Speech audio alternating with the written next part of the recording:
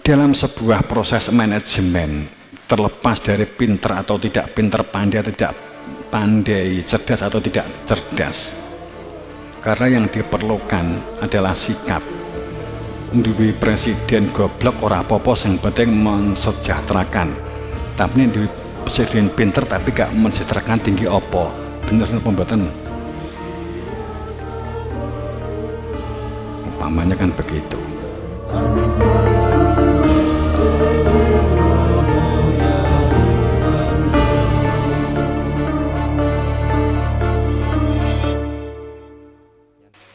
Yaitu sehingga sebenarnya kalau kita mau jujur, ya inna anzalnahu, itu adalah tentang keberadaan Tuhan.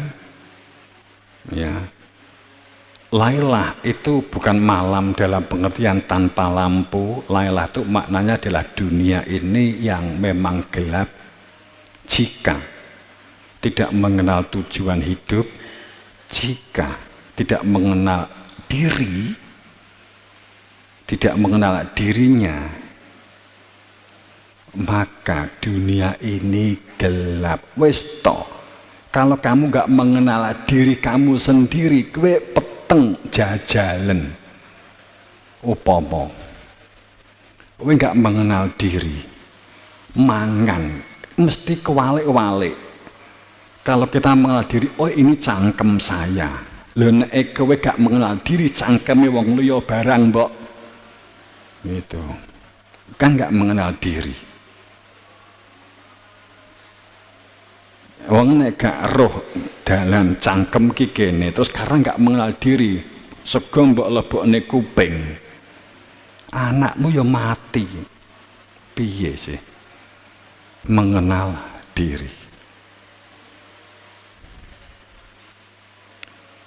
Jadi Lailan itu adalah bukan turun di malam hari, tapi pengertiannya adalah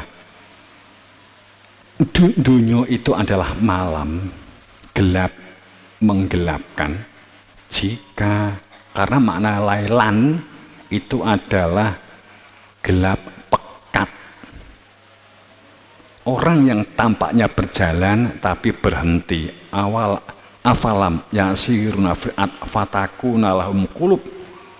Orang yang hatinya mati, afalam yasiruna fil ard, apakah dia di dunia ini berjalan?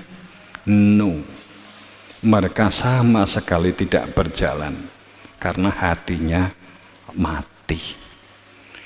Inna anzalnahu fi lailatul qadr. Tapi ada ketetapan, ditunjukkan keberadaan oleh fas'alu ala dzikr, oleh ahli zikir yang memiliki hak wenang sah menunjukkan. Dan tahukah kamu wa ma'atrokama Lailatul Qadr, sebuah ayat yang tidak memerlukan jawaban karena bersifat mutlak. Setiap diri harus mencari. Ini sifatnya adalah absolut. Kalau teman-teman akademik mengatakan absurd, mbuh kuwi apa? Ya. Jadi pada saat wa ma adraka Lailatul Qadr,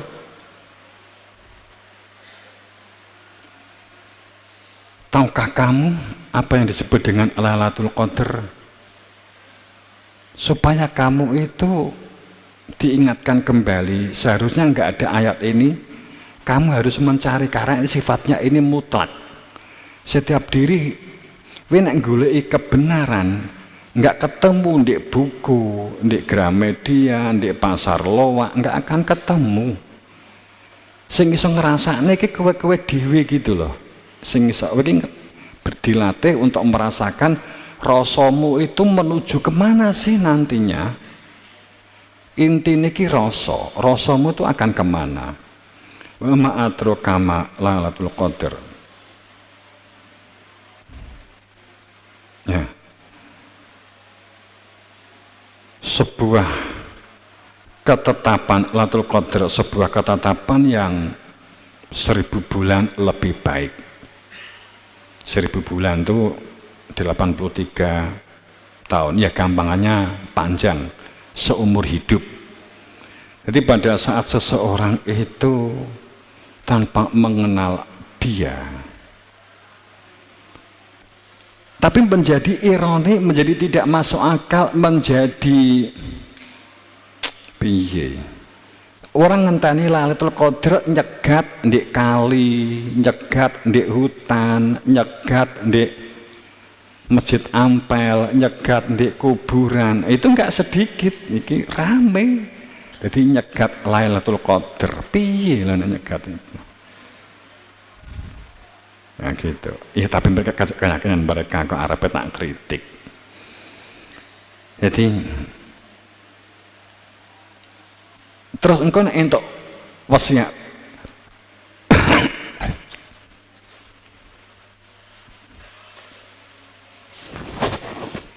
Entuk wasiaji atau entuk akik, jari ini itu didapat saat malam Lailatul Qadar, kemudian digomdek banyu putih diombekne delalah ya mari. Upamanya begitu. Kalau alfi sahr seumur hidup hanya dimaknai waktu yang dapat menyembuhkan, itu ironi. Kalau orang dapatkan Lailatul Qadar semula nggak bisa kaji, mbok Lailatul Qadar iso budal kaji, itu ironi. Bah aku arep kaji angel pas malam Lailatul Qadar, alhamdulillah enek wong nuku lemahku, mulih ke Mekah gak duwe omah. Lah apa ini mergo itu mukjizat Lailatul Qadar. Nah ini sepele. Alfi Saharin itu maknanya kehidupan yang dalam sebuah rengkuhan.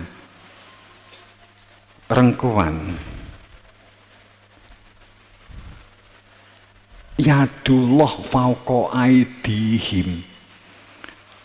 Lailatul Qadar itu sebuah rengkuhan yadullah fauqa aidihim, direngkuh oleh tangan Allah, yadullah, sehingga apapun yang kamu lakukan itu adalah dalam kuasa Tuhan.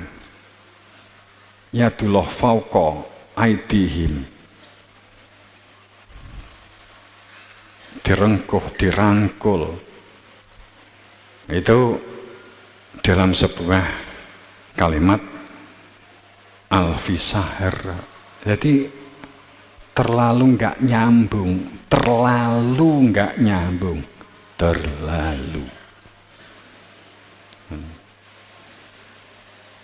Saat Lailatul Qadar dihubungkan dengan utek, dihubungkan dengan semula gak bisa mlebu pegawai negeri, bisa mlebu pegawai negeri. Jadi ini Lailatul Qadar nggak nyambung, teman-teman, itu nggak nyambung.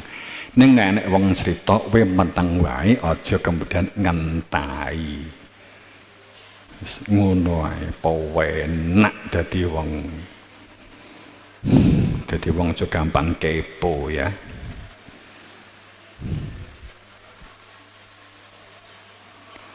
Seseorang yang telah memperoleh Lailatul Qadar karena telah ditunjukkan keberadaan diri Tuhan, sehingga mengenal jati diri manusianya yang asal dari Tuhan, sehingga ikhlas bukan sebagai sebuah deskripsi dan rumusan, tapi sebuah fakta. Ternyata akhlasnahum bi kholisatin dzikradar itu bukan deskripsi, tapi fakta bahwa dengan sebuah ilmu otomatis nggak berani ngaku tanpa dengan Tuhan, tanpa dengan nggak bisa apa-apa, kan begitu kan?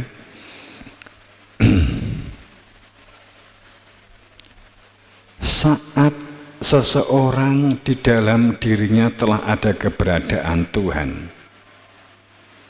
maka orang yang telah di dalam dadanya itu ada sang keberadaan,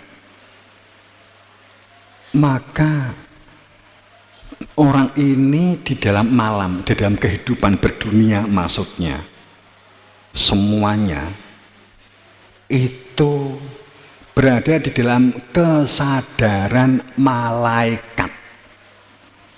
Dalam kesadaran malaikat.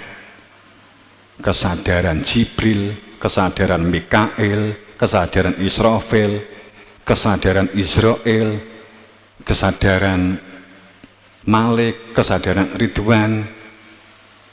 Saat seseorang telah ditanamkan di dalam dirinya sang keberadaan, sehingga sang keberadaan menjadi orientasi hidupnya, maka kehidupan dunianya akan dikendalikan oleh kesadaran ruh, terbebas dari sebuah penjajahan nafsu. Maka logikanya keserakan dan ketamakan dengan sendirinya nyingkrih. Ingat, hanya dengan sholat mencegah fasyak wal mungkar, hanya dengan sholat mencegah fasyak wal mungkar. Sholat itu nyambung hanya jika ada keberadaan Tuhan.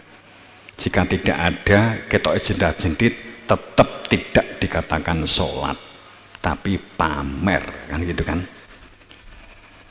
Bahwa pada saat pada malam itu ada sebuah kesadaran malaikat,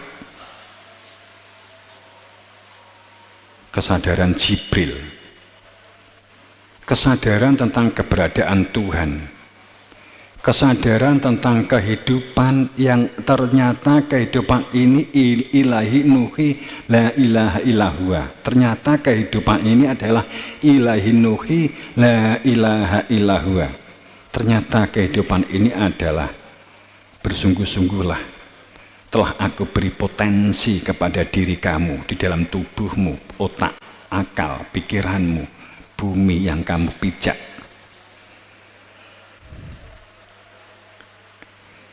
Telah aku anugerahkan kepada diri kamu. La ilaha itu semua kamu lakukan dengan sungguh-sungguh, tapi la ilaha tidak menjadi orientasi hidup kamu, tapi bersungguh-sungguhlah karena kamu menjalankannya karena panggilan jiwa. Karena itulah disebut panggilan Tuhanmu. Panggilan Tuhanmu. Nanti berkarya, bekerja itu panggilan Tuhan, gitu loh. Saat telah memiliki ilmu.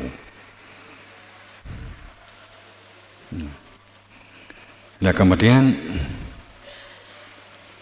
ilahuwa, ilahi la ilaha illahua.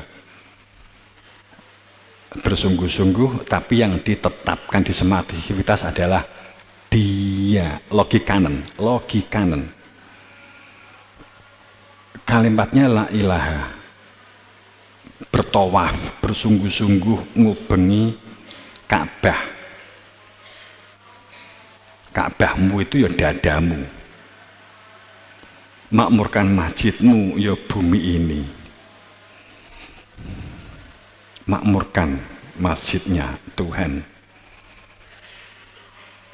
Baca diri kamu sendiri, inilah Al-Quran, inilah kitab yang sejati, kitab yang sebenarnya deh, begitu. Jadi Iqra bismi rabbikal khalaq itu bukan malaikat Jibril teko ngadep Nabi Muhammad nggawa kitab sak mbrek kemudian wendi sing iso maca, enggak. Wacanan ma Quran aku gak iso maca Jibril kan begitu jawaban Nabi Muhammad. Ya itu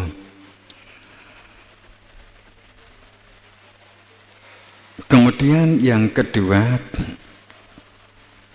terbentuknya sebuah kesadaran ruh sehingga cintanya pun ikatannya adalah ruh.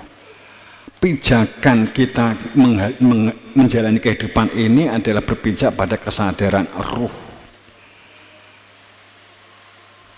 Kemudian koneksi musyawarohan yang kita lakukan pijakannya adalah birohilah, kesadaran ruh. Jadi cintanya karena cinta bukan fisik, bukan gantengnya, bukan cantiknya, bukan pakaiannya, kan bukan. Tapi karena fakirnya. Itu mahabbah bi rauhillah. Lagi kalau diteruskan kan kemudian menjadi sistem manajemen. Li'ilah kalimatilah sistemnya kan itu dan seterusnya. Kesatuan sistem lah ini yang nanti kan kita tindak lanjuti dalam sebuah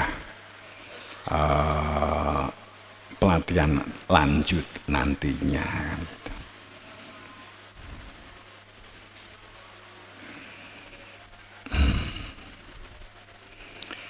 Kita lakukan semua itu adanya sebuah kesadaran malaikat Jibril, kesadaran malaikat Mikail. Kalau kamu sadar sebagai hamba Allah, berada di, karena sudah diturunkan ruh kesadaran, keberadaan sang keberadaan dia, sehingga memiliki kesadaran malaikat. Pertama tadi kita kesadaran Jibril, maka kamu memahami tentang la ilaha illallah. Kedua, Mikail, mengembangkan potensi, mengembangkan potensi yang bijakannya laki-laki ruh. Nek material ini kan keluar dari konteks penghambaan. Jadi Mikail itu kan pembagi rezeki. Tapi kalau kamu percaya ada kesadaran Mikail, tapi kowe mong rebahan nunggu kemudian tengok ilmail tak enteni kok ya udane panggah banyu.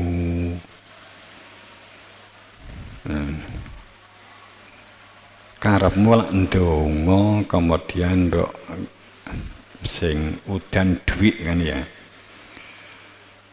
Itu jadi kalau kita memiliki kesadaran Mikail, kita berkarya, kita berkreatif, kita berinovasi, berkomunikasi.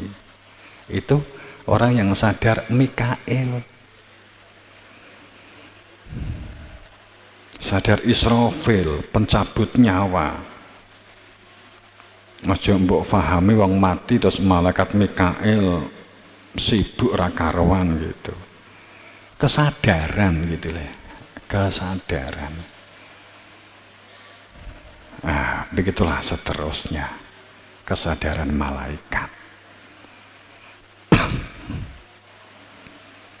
Inilah yang sesungguhnya pelatihan ini membangun kesadaran malaikat. Inilah yang sesungguhnya peradaban yang akan terbangun, terbentuk ke depan. Jadi dalam sebuah proses manajemen, terlepas dari pinter atau tidak pinter, pandai atau tidak pandai, cerdas atau tidak cerdas, karena yang diperlukan adalah sikap. Duwe presiden goblok ora apa-apa, yang penting mensejahterakan. Tapi duwe presiden pinter tapi gak mensejahterakan tinggi apa, bener apa mboten? Umpamanya kan begitu.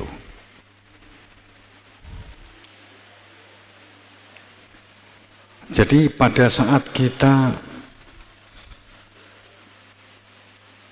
dalam keadaan situasi yang dimana di saat ini kita memerlukan satu komunitas, ya kita menjadi sebuah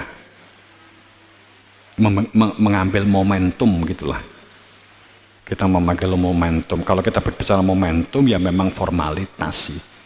Tapi kita berharap ini tidak ditempatkan hanya sebagai formalitas. Latihan mitigasi, latihan survival, ini bukan sebagai formalitas.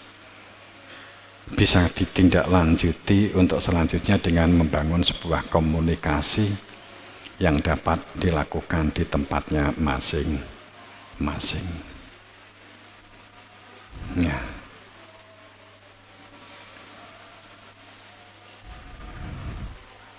Ini yang kita perlukan. Kemudian mengenai informasi-informasi yang telah dilaporkan ke Romo perihal titik kumpul, monggo, itu enggak kesusu. Yang penting dimusyawarahkan yang baik, dimusyawarahkan yang baik. Di antara musyawarah itu memiliki manfaat yang akan luar biasa untuk bisa saling menyelami di dalam musyawarah, saling memahami karakter, memahami tentang birokrasi, memahami tentang struktur di dalam musyawarah, sehingga musyawarah berfungsi sebagai sebuah pola kinerja kehidupan akan menjadi luar biasa. Kemudian yang kelima, menanggalkan ego. Jadi musyawarah. Jadi musyawarah yang terjadi sekarang kan cenderungnya itu kan 1-2 orang yang mengontrol situasi. Musyawarah biasanya sering digunakan untuk mengontrol orang lain dan untuk menggolkan idenya supaya tampak bahwa idenya itu bisa dijalankan, dipaksa untuk digunakan mengontrol yang lain. Kita membangun musyawarah dalam pengertian yang sebenarnya. Seperti apa musyawarah itu? Itu bagian dari kewahyuan, itu saya terima itu juga dari Khawatib kok. Teman-teman,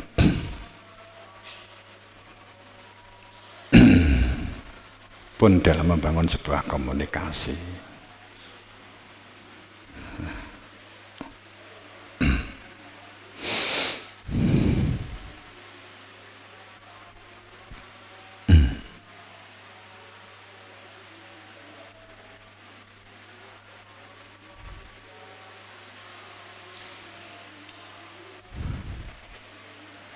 Saya juga nyinggung sekelas santri yang setelah ini kan langsung terus libur.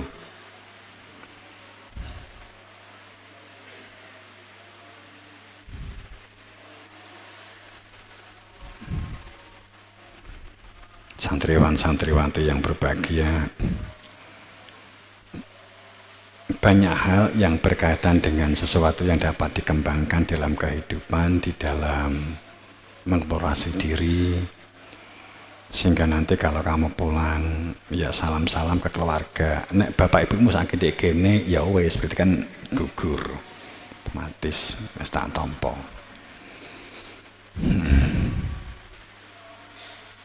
Ya, itu. Terus kemudian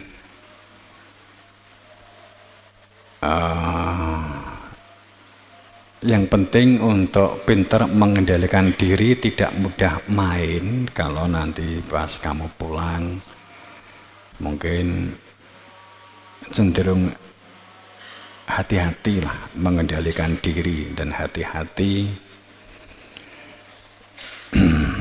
dan syukur kalau kamu juga di rumah membantu orang tua, mengembangkan orang tua dalam mengembangkan sistem pola-pola. Kalau ada lahan, ada apa, itu dapat kamu kembangkan di rumah, karena keterampilan dan karakter itu yang diperlukan menghadapi situasi di ke depan. Dan ini nggak lama loh teman-teman, nggak lama. Ini wis 6 likur. Kingko nek kejula apa? 7 likur anak kejula apa? 7 likur ki wis mungkin wis entek-entekan mungkin. 27 itu mungkin sudah habis-habisan. 26 ini sudah proses mulai penyaringan. Mungkin di bulan Juni, Juli itu sudah banyak proses.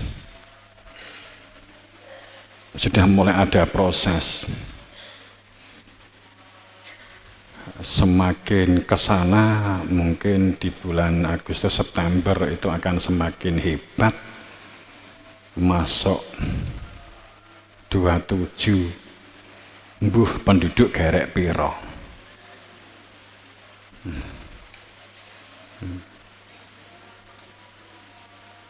Secara sains perihal tentang BN dari geofisika, BNPB, dari tim gempa, memang saat ini orang sering mengandalkan megatrust dan seterusnya. Tapi secara keimanan, setiap kali tanda atau sinyal kita kaitkan dengan ada apa sih, ini sebenarnya kehendak Tuhan seperti apa. Kan ini bagian dari Iqra, kita membaca ini. Bacalah dengan nama Tuhanmu gitu loh, keadaan ini.